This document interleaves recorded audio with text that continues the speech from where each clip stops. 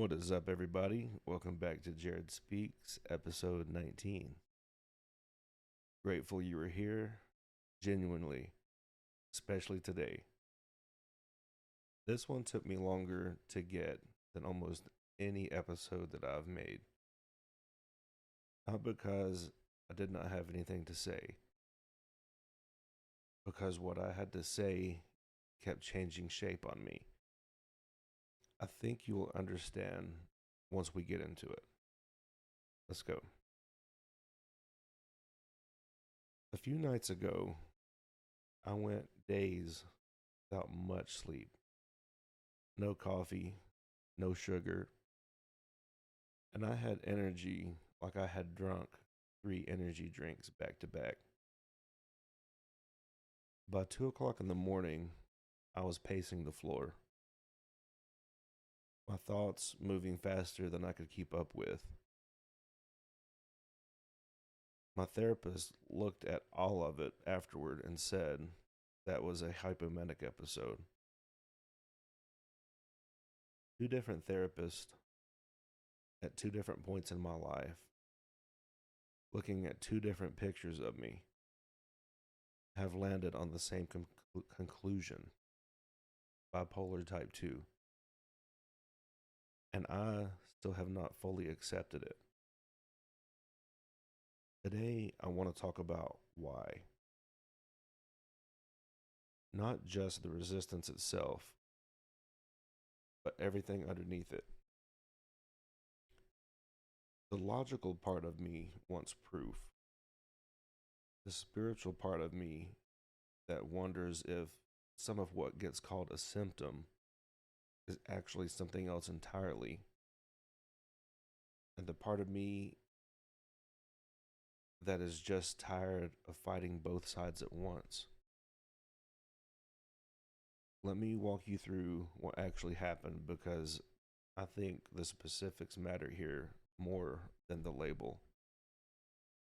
It was not one bad night, it was days, sleep getting shorter without me trying to make it shorter, waking up already running. Like my body had skipped the part where it's supposed to slowly come online. No caffeine, no sugar, and still this energy underneath everything. Like a current running just below the surface of every thought. By the time it peaked, I was up at 2 in the morning, pacing my own floor. Not anxious exactly, just full, overflowing.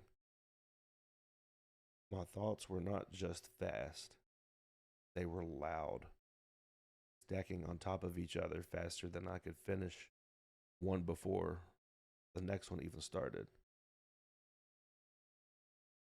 I brought it to my therapist, and he confirmed what I half suspected, that it was hypomania. Elevated mood, decreased need for sleep, racing thoughts, a surge of energy that doesn't match the circumstances around it. That is the clinical picture of a hypomanic episode. And what I described lined up with it closely. That same appointment is where the bipolar type 2 diagnosis came back around. Because a previous therapist a while back had already given me that diagnosis, and I never accepted it either. Here's the honest reason I did not accept it the first time. And it is not because I thought I knew better than a trained professional out of pure stubbornness. It felt fast. It felt like a label got handed to me in a single or few appointments based on a conversation without the kind of long term tracking that something this significant probably deserves.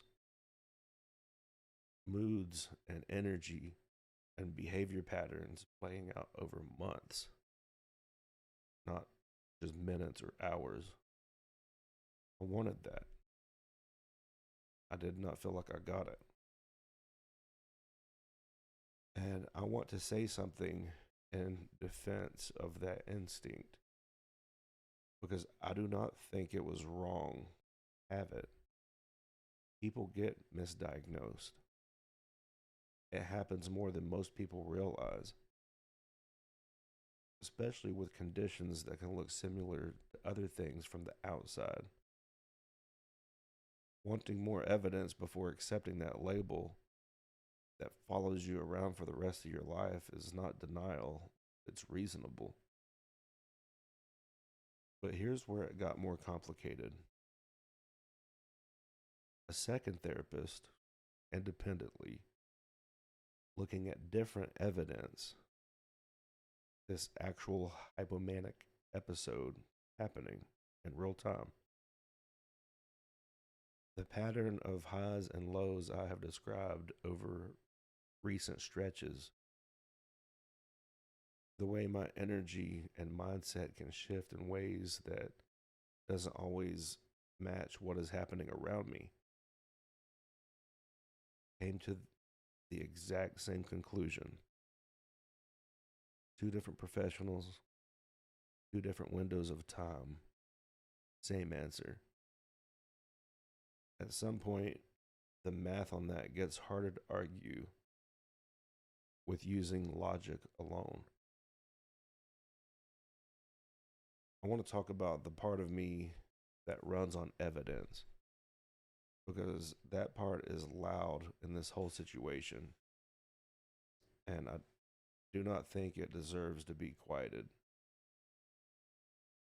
The logic part of me wants causation, not just correlation. It wants to know what is actually happening in the brain when this happens. And there is real science here worth knowing. Bipolar disorder involves shifts in neurotransmitter activity and changes in how certain brain regions regulate mood, energy, and sleep. It is not imaginated. It is not a character flaw. It is a nervous system that runs hot and cold in ways that genuinely are not fully under conscious control. The logic part of me also knows that two professional opinions, formed independently, carry a real statistical weight. That is not nothing. That is closer to what I originally said I wanted. More than one data point, more than one moment in time. And the logical part of me knows something else. Something that connects to a phrase I have held on to for a long time. You choose who you are. I have always taken that to mean something almost like willpower. Choose to be steady.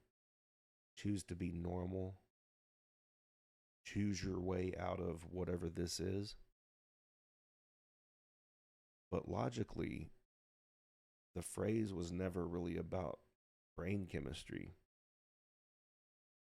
It was about character and values and how you respond to what is given to you. It was never a promise that you could choose your way out of a nervous system that operates the way it operates.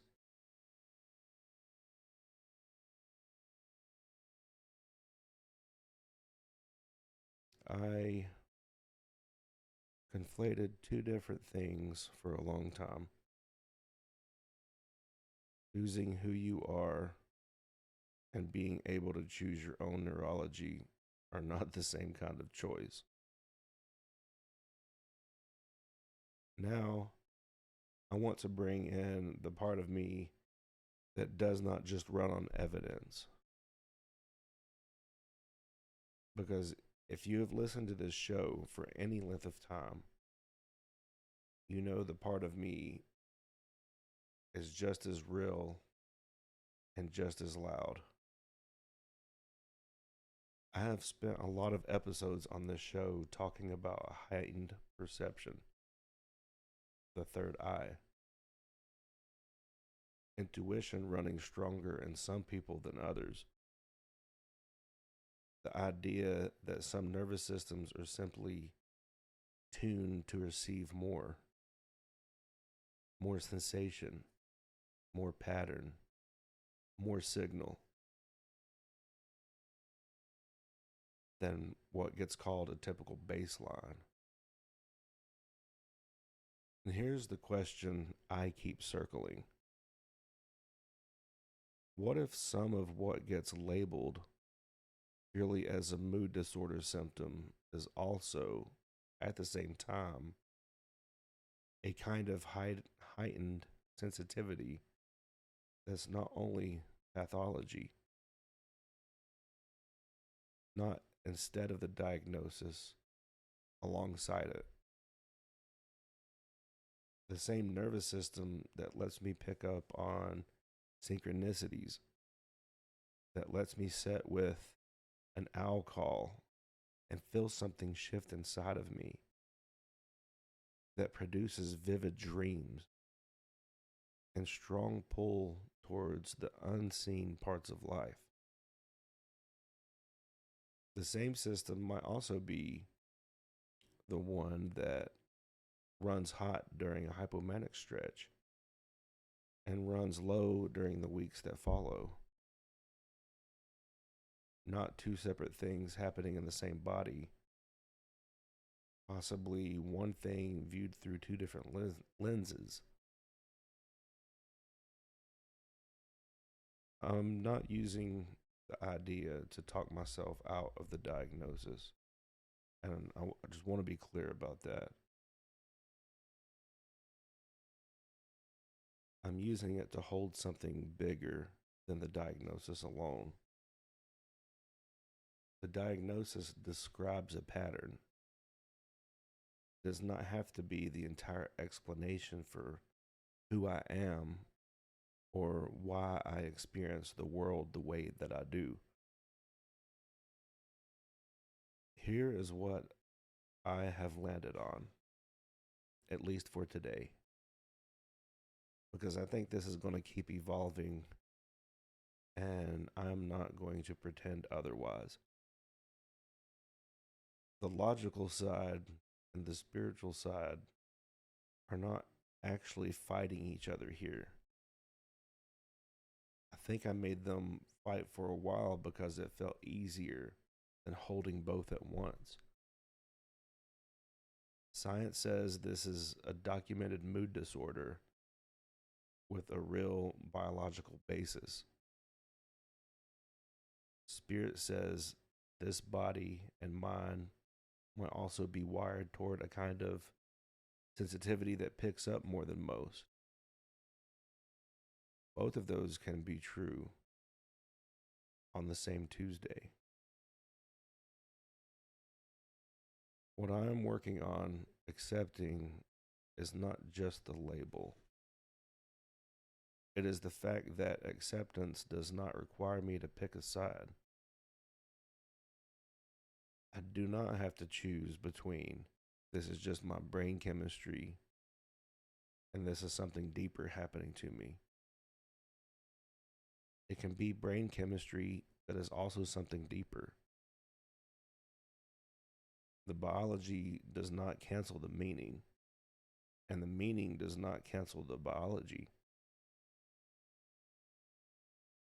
That reframe does not make the lows easier to fill.